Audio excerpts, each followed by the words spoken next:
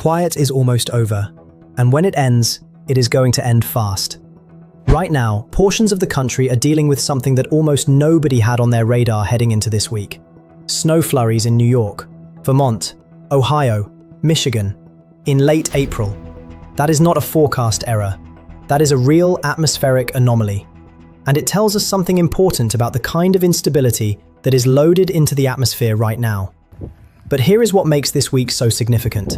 That cold, quiet, slightly unusual pattern, it is collapsing. And what replaces it is a severe weather setup that forecasters are watching very carefully. Let me give you the full picture, starting with where things stand today. A high-pressure system has been anchoring the East Coast in relatively calm conditions. Meanwhile, that unusual late-season cold has been sliding through the Great Lakes and into the interior Northeast. Isolated showers and thunderstorms are already developing across the Ohio Valley.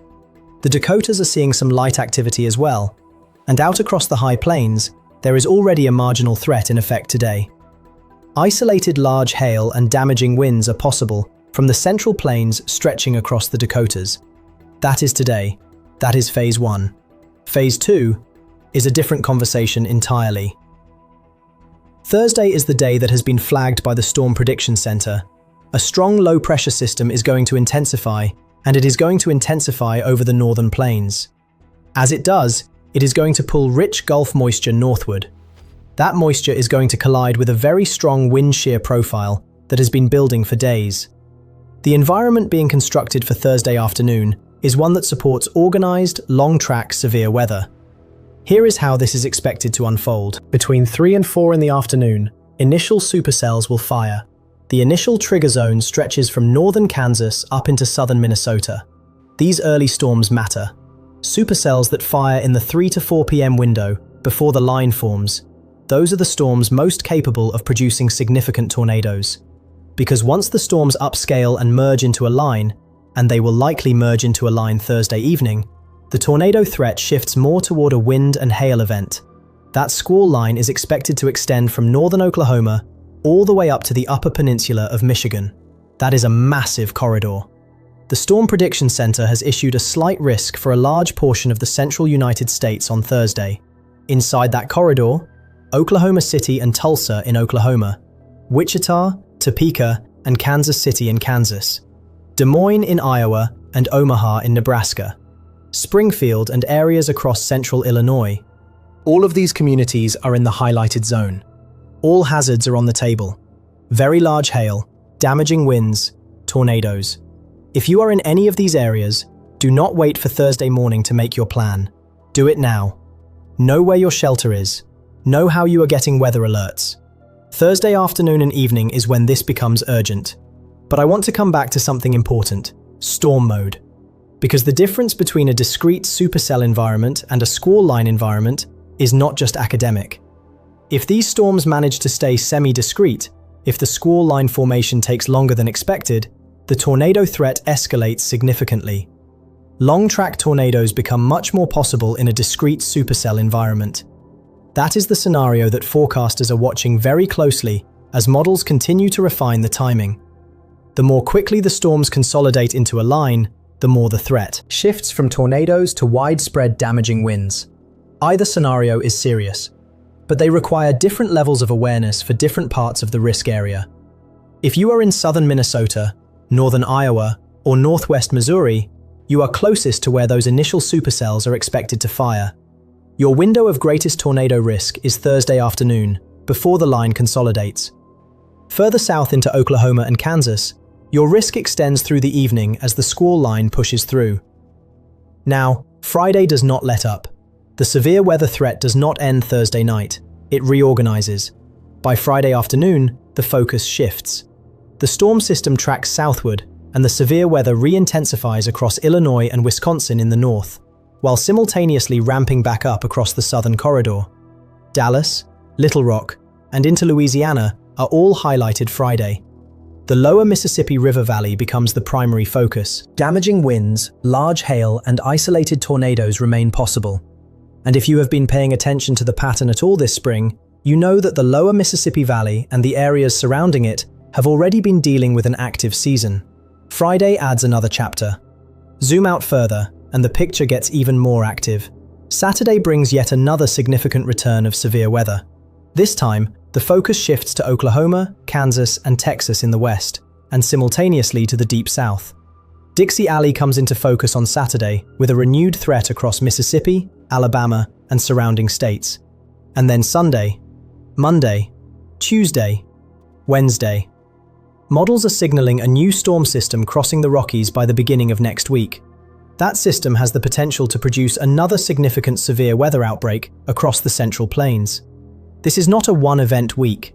This is an extended stretch of atmospheric instability that is going to keep portions of the central and southern United States on alert for most of the next 7 to 10 days. Let me talk about the West Coast for a moment, because the story there is completely different. A storm system is moving into California, Oregon, and Washington. Heavy rain is expected across the Pacific Coast states. The good news, winds should remain relatively light with this system. This is primarily a moisture delivery event. After months of dryness in some areas, that rain is welcome. But the East Coast version of this story does not apply here. The West Coast is getting moisture right now, while parts of the South and Southeast are dealing with heat and instability. That contrast, wet West, volatile center, warm South, is exactly the kind of pattern that produces extended severe weather seasons. Let me also address the extended outlook, because there is something meaningful developing in the 6 to 10 day picture. Below average temperatures are forecasted to dominate the Great Plains, the Midwest, and the Desert Southwest. Meanwhile, above average temperatures are targeting the Southeast and the far Pacific Northwest. That temperature gradient across the center of the country is significant, a sharp contrast between cold air in the west and warm, moist air from the Gulf. That is the engine that drives convective outbreaks. As long as that gradient exists, the severe weather pattern does not relax. And the precipitation outlook for this period? Above average across most of the country. That means the soil moisture deficit that has been plaguing parts of the South begins to recover. But it also means flooding concerns shift to areas where the ground is already saturated from recent rainfall. Let me walk through the timeline one more time, cleanly. Today through Wednesday, marginal threat on the high plains. Isolated severe storms possible. Hail and wind are the primary hazards. The setup is loading for what comes next. Thursday afternoon, severe weather outbreak. Supercells fire from northern Kansas to southern Minnesota between 3 and 4 p.m. All hazards in play, including significant tornadoes. Squall line consolidates through Thursday evening from northern Oklahoma to the Upper Peninsula of Michigan. Friday, severe weather reorganizes. Illinois and Wisconsin see renewed activity in the north. Dallas, Little Rock, and Louisiana face the threat in the south. Saturday through next week, the Deep South, Dixie Alley, and the Central Plains face repeated rounds of severe weather. A new system crossing the Rockies by Sunday into Monday sets up yet another potential outbreak early next week. Let me also take a moment to address something that often gets lost in the severity of a week like this. The people most directly in the path of these storms, in Tulsa, in Wichita, in Des Moines, in Little Rock, are not meteorologists. They are families, commuters, farmers in the middle of planting season. For the agricultural communities across the Central Plains, this week is particularly complicated. The planting window for corn and soybeans is active right now. Equipment is in the fields. Workers are out in conditions that can change very rapidly. A supercell does not send a warning an hour ahead of time.